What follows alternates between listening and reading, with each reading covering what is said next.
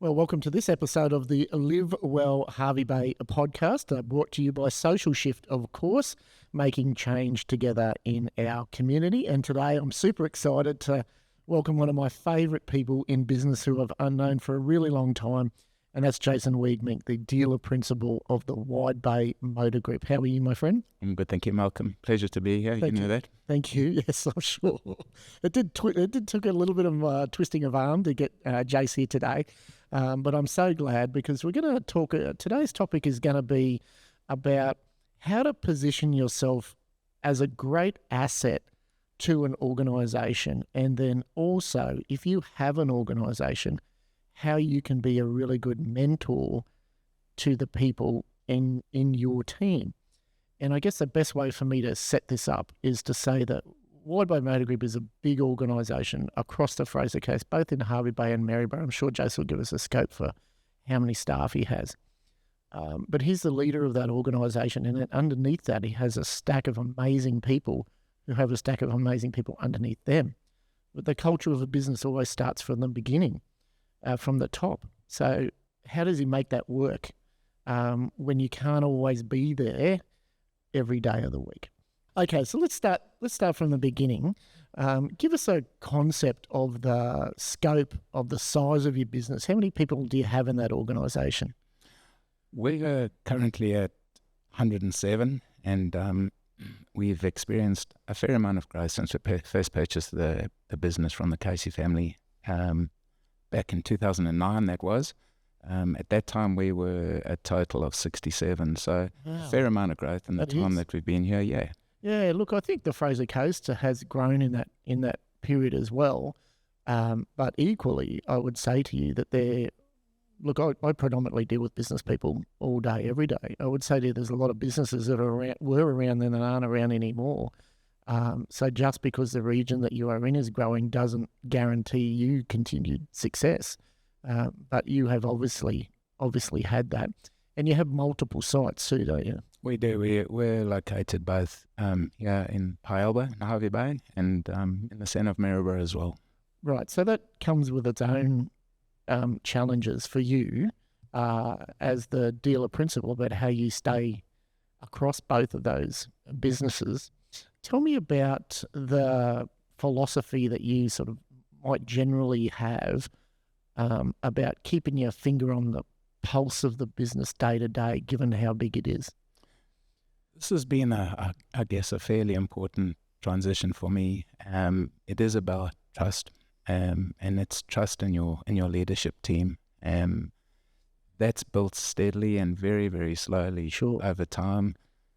You can imagine a business that's consumed all of your time, all of your capital. When you're starting out, there's a fair amount of responsibility there, and a bunch of good reasons to keep both hands firmly on the reins. But indeed, certainly what you've touched on there, it's just not physically possible for me to be everywhere all at once.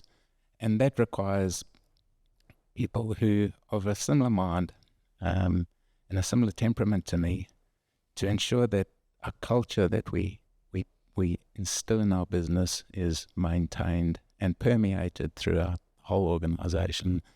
So I always joke, in the interview process, I say everyone's good in an interview, and certainly in that process, we are looking for skill and we are looking for experience, but predominantly I'm looking at character traits. I think when you select successfully, you're selecting the person whose character traits will complement yours or enhance yours. The skills and the experience we can build on. So when we do a good job of that, we protect our culture. And that cultural transformation, when you're buying a new business, I found myself impatient.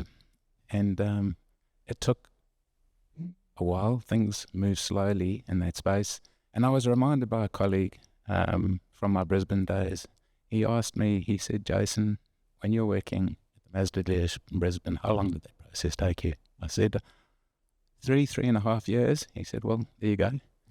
And that settled me down a fair bit. it's a lot different working in a provincial area to what it is in a metropolitan area. And it's a lot nicer, I'll tell you that. Yeah, look, I think some of the things that you just said were really, really interesting and of value. When you first start out in a business, I think regardless of the size of the business at the time, whether it's a small business, so that's just you and half a dozen employees, or it's a big business like yours with, getting up over 100 business employees, I should say.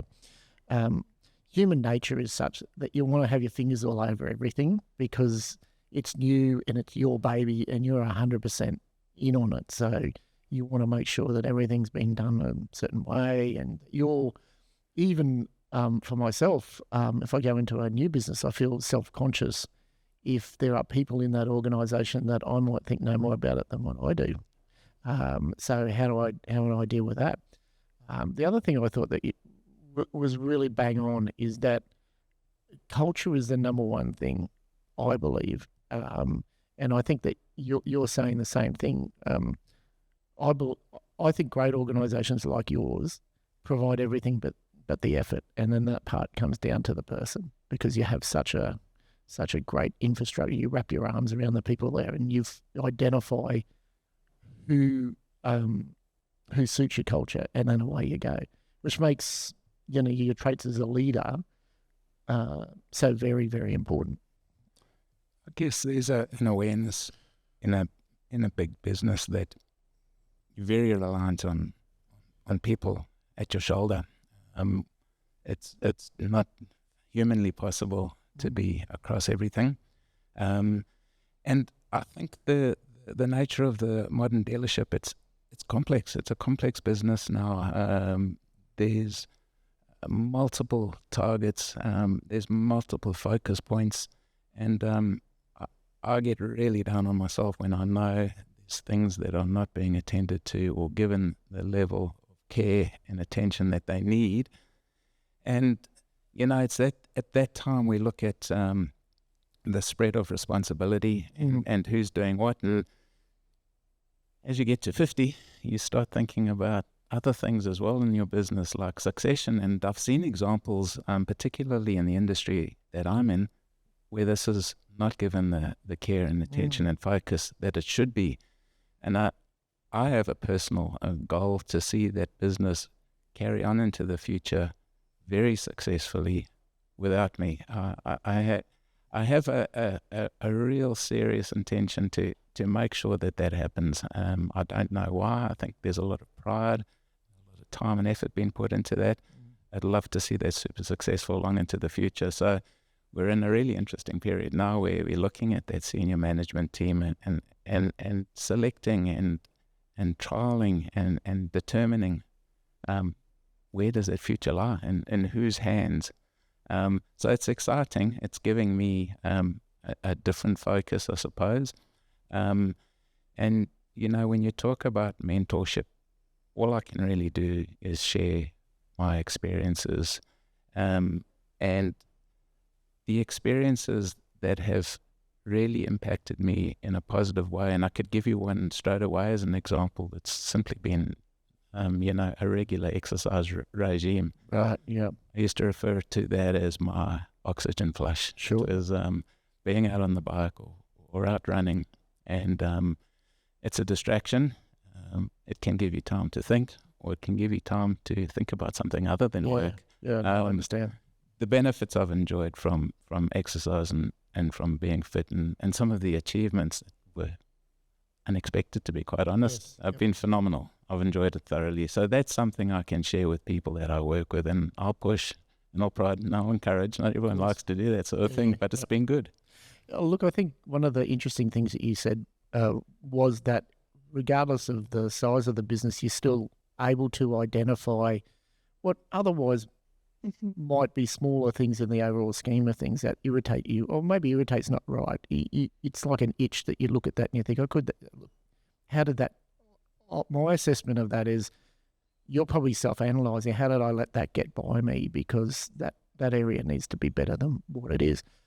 And that's not a criticism. What that is a display of your insane level of work ethic, because no matter how successful the business becomes, which it clearly is, you're not necessarily motivated by commercial outcomes. You're motivated by providing the best experience possible, not only for your customers, but for the people that work there. Yeah, I think it's incredibly important to me.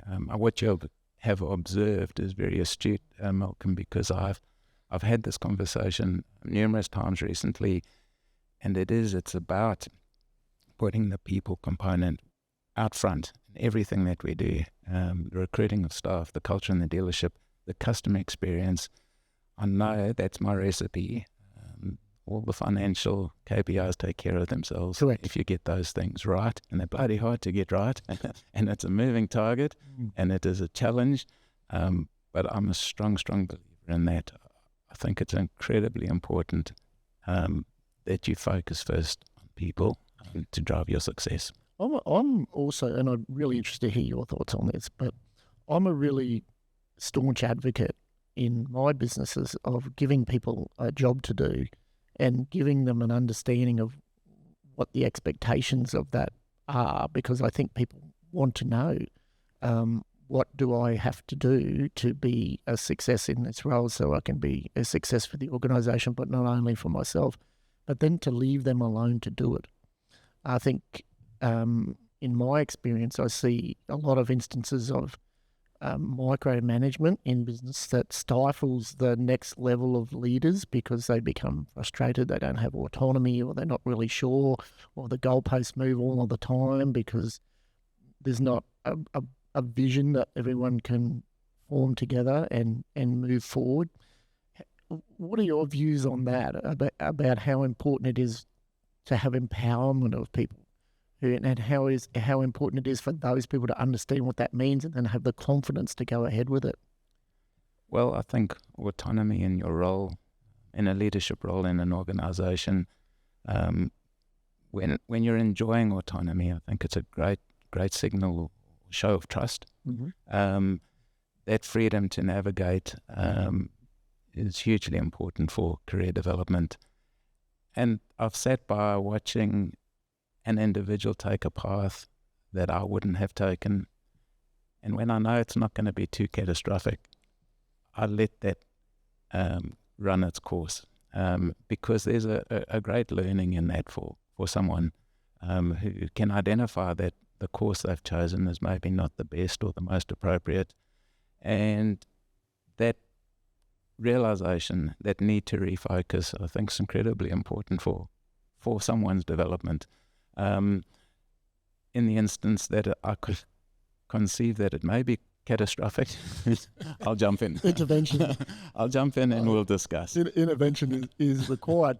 But I would imagine that that's done in a non-judgmental way, because really our focus as business people is to develop other people around us. Otherwise, we'll be turning the lights on in the morning and turning them off at night.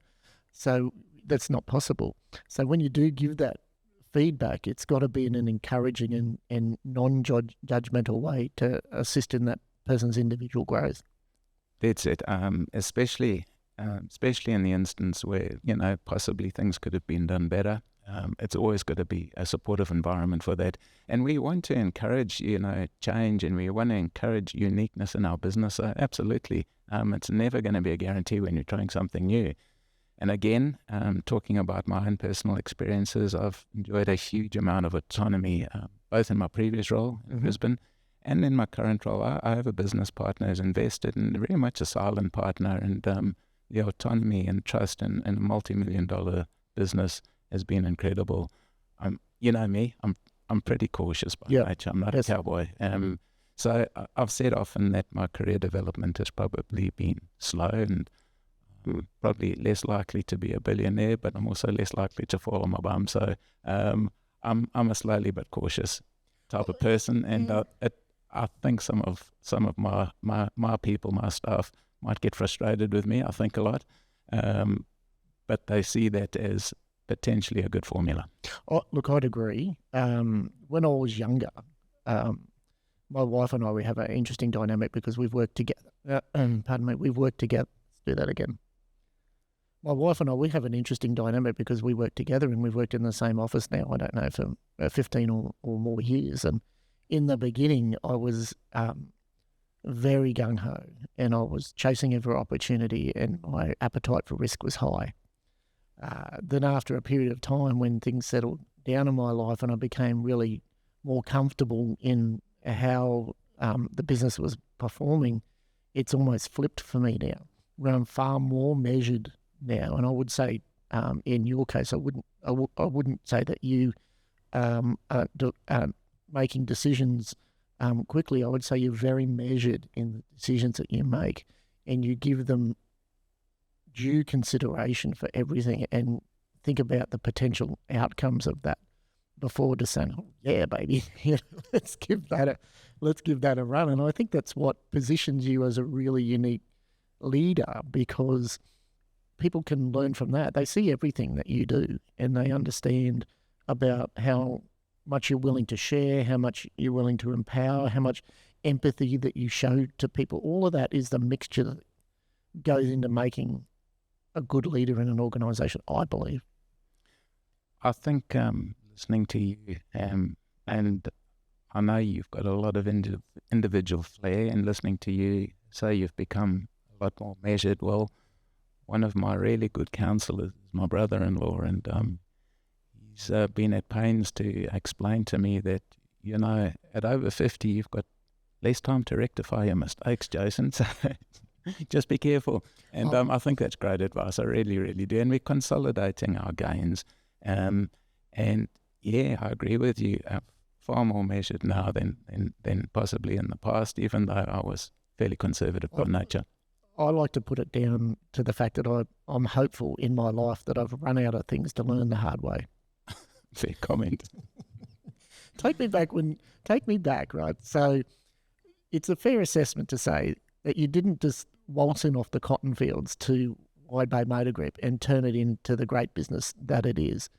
Tell me about your experiences coming up through the working ranks, and were there acorns for you along the way in which you were empowered, you were treated, things like that shaped the way that, well, one day when I'm in business for myself, this is how I'm going to do it?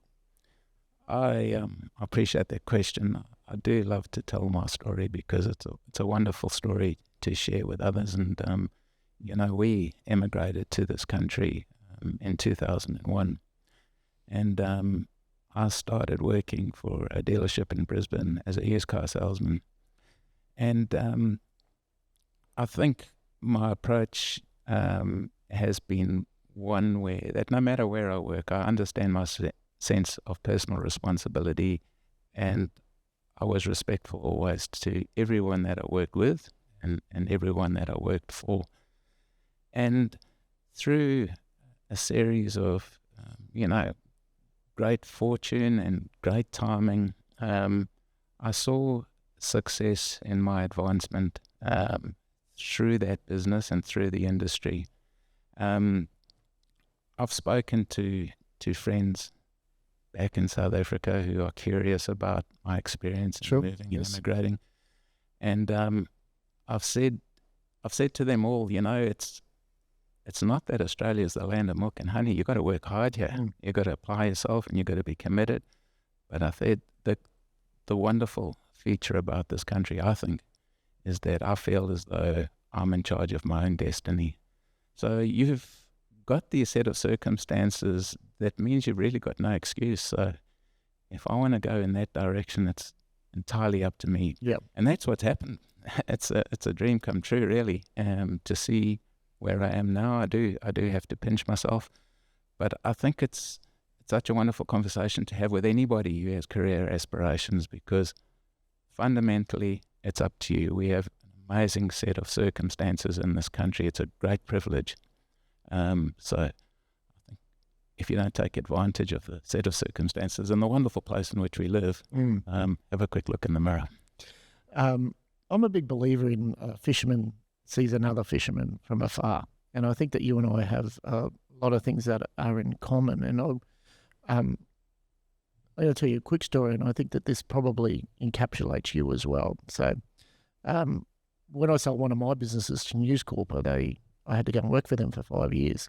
And we sat down and we talked about what that situation might look like. And the predominant part of the conversation was how much we're going to pay you when you achieve certain benchmarks, and if we do this, we'll give you a bit more. Do this, and we'll give you a bit more. And to be honest, I said, listen, let's not worry about any of that shit, because at the end of the day, no matter what you ask me to do, I'll be working to a standard that is mine, and my standard will be higher than yours.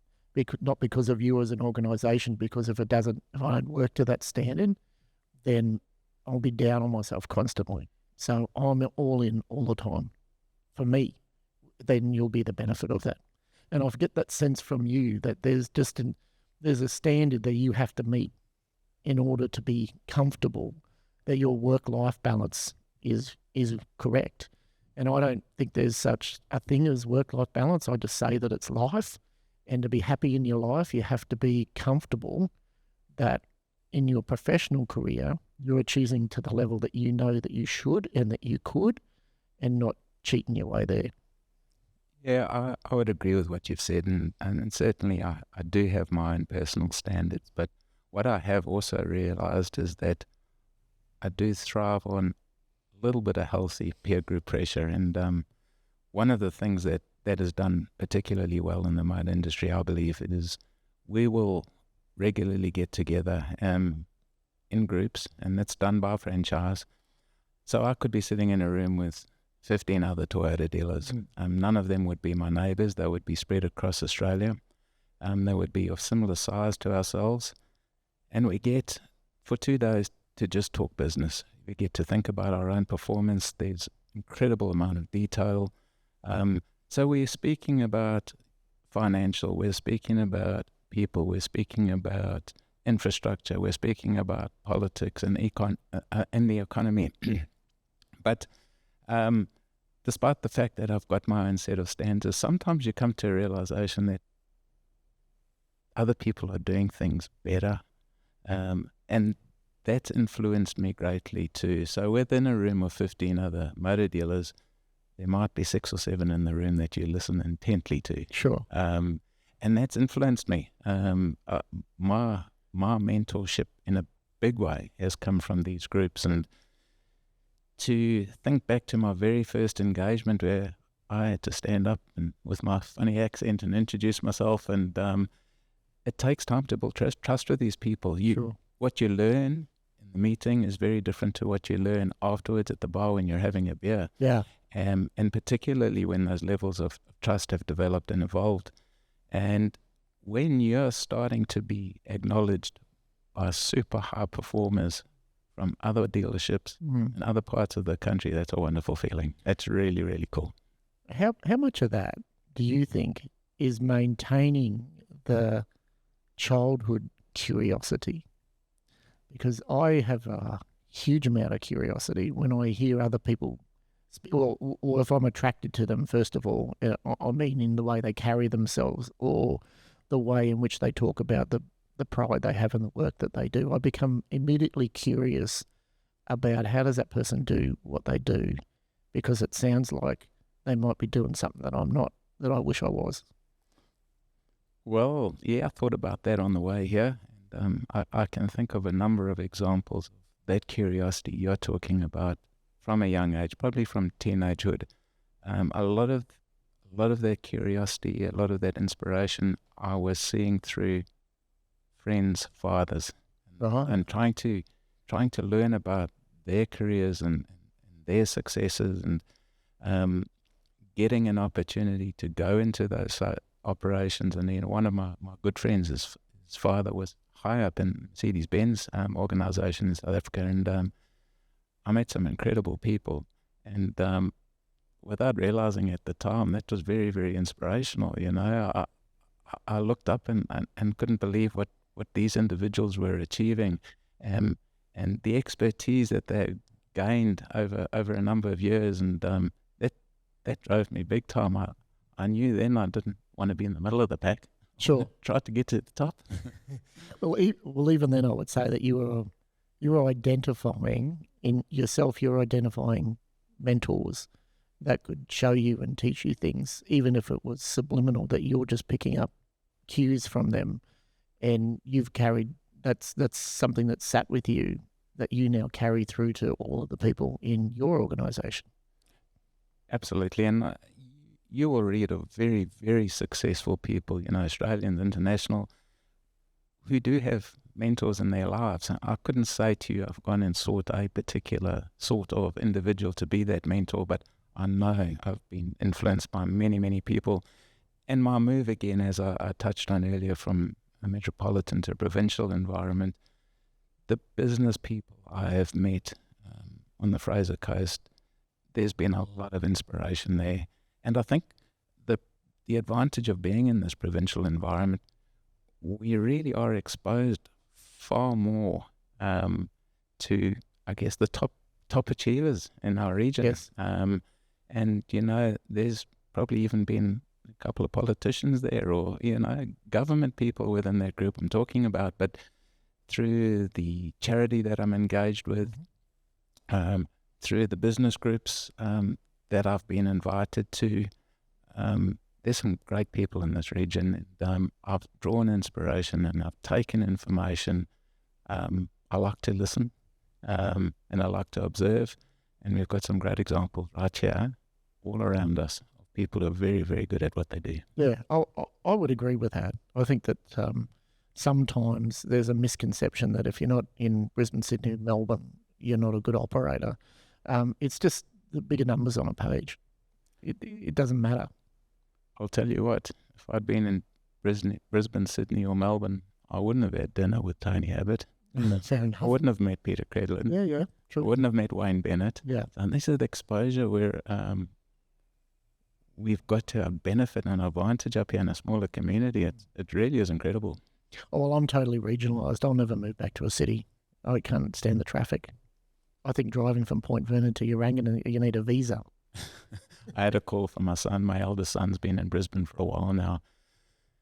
So 1 week after our youngest son leaves the nest, we look at each other and go, this is going to be different. The house is too big, it's empty, it's quiet. 1 week after Reese leaves, Connor phones me and he says, Dad, we're thinking of coming home.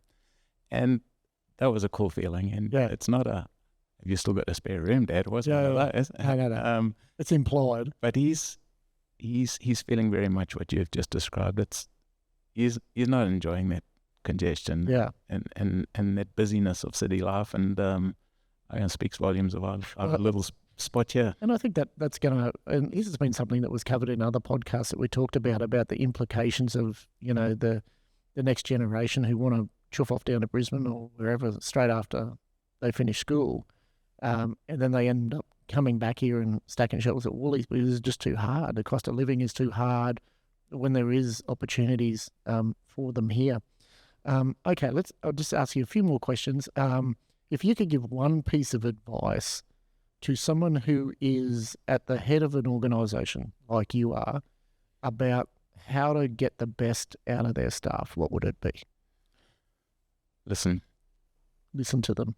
I think you have to make time in your day for conversations. And those conversations can be personal in nature. They can be about the business. It can be about the industry. It can be about the economy. It can be about anything. But you pick up so much from an individual when you listen clearly. It can be even body language. Sometimes a conversation with the boss is not a comfortable one. Sure. I took a young technician out for lunch and he couldn't eat. He was that nervous, and he was actually leaving us. I took the opportunity to thank him and to say goodbye. And very, very talented, and I did mean that. But it was incredibly uncomfortable for him. But just given a little bit of time, that conversation started to flow. Sure. And again, I think that the one-on-one times I've had with staff in the dealership has been invaluable. To have a young apprentice come up to me in the workshop and say hello and ask how I am and ask where I've been for the last 3 days, because they're genuinely interested. Well, it's good. That means that you have a culture there that you're approachable. You're not on a different level. You're all one team. That you must be projecting that. Otherwise, people don't come up to you like that. What about the same question for someone who wants to go make themselves an attraction to an organisation? They come to you, they come to the interview process. What are the non-negotiables? that you identify in someone? I think, as I touched on earlier, I'm really trying to get a handle on the personal traits of that individual, and it's a bit of a tricky one, isn't it? Because it's difficult to be sincere in projecting traits that you believe someone wants to latch onto. So maybe the correct answer there is to just be yourself. Be transparent, be open. There's no point pretending to be something or someone you aren't, because it's going to get found out in 3 or 6 months, as it usually does. Sure. So maybe it's better that right decision is made there and then. So openness and honesty, I would say, would be at the forefront there through that process of getting to know one another. What's a piece of advice you'd go back and give to your younger self if you had the opportunity to do so? I don't think, I don't know if I've done it right or not, but I don't think in my time I allocated enough family time. So you have a sense of responsibility when you live in Africa to make sure that the future of your family is secure, because there's no safety net. Yes. And I couldn't but help carry on with that when we moved here, and given that we were starting from scratch, incredibly important to me that the future for my wife, for our children, is secure. And I'm in no doubt that there wasn't enough time set aside for family. Those relationships now with my children now are more awesome than they've ever been. Maybe I'm a bit lucky. But yeah, that's probably something I'd have a little bit more of a think about. I share your views. I'm saying to my wife Leah all the time, I think I'm a better parent now than I were when the kids were little, because I think I've grown up. I think actually, I'll never grow up, but I think how I view the world now is different. And I'm not stressed about lots of things that I was worried about back then. Comes the weekend, you've got absolutely nothing in your diary, so you decide to do what in your spare time? There's heaps of stuff I love doing. I love getting some stuff done around the house, because it's a rare occurrence to actually be home. Would you say you were a potterer? But you potter around and look for things to do? I don't have to look too hard for things to do, because we're away so much. There's always a list. Yep. But that relaxation time, I'm really, really enjoying. The quietness. I've got the barbecue, I've got the pizza oven, I've got a smoker, so that's quite cool. Yeah. I get a lot of little bit of solitude goes on the way. You're down to your last $10. What are you going to spend it on? Oh, that's a tough question. I think the best investment I could make with that $10 is buy my wife a coffee. Yes. I think coffee's been the most popular answer for that across this series, this podcast series. As a part of the podcast series and on behalf of the LiveWell program, we're making a donation to a charity of your choice for you giving up your valuable time to be here today. Do you want to tell us a little bit about who you would like that to go to? Yeah, I would very much like that to go to LiveWell. I wasn't aware of them a short while ago, and to understand now the valuable service that's available to us in this region through that organisation, I think there's a huge job that needs doing there to improve or increase community awareness. And I think if that story can be sold to the community will embrace and support them wholeheartedly. The challenges we have here with emergency healthcare and being in a region. There's a vital lifeline there for all of us that we hope we'll never need. But I would like to do that and to help with the awareness of the great work that they're doing. Well, Jay, so I can say with certainty that you are a highly respected member of our business community, and many people admire and look up to the work that you are doing, mentoring people to come through your business.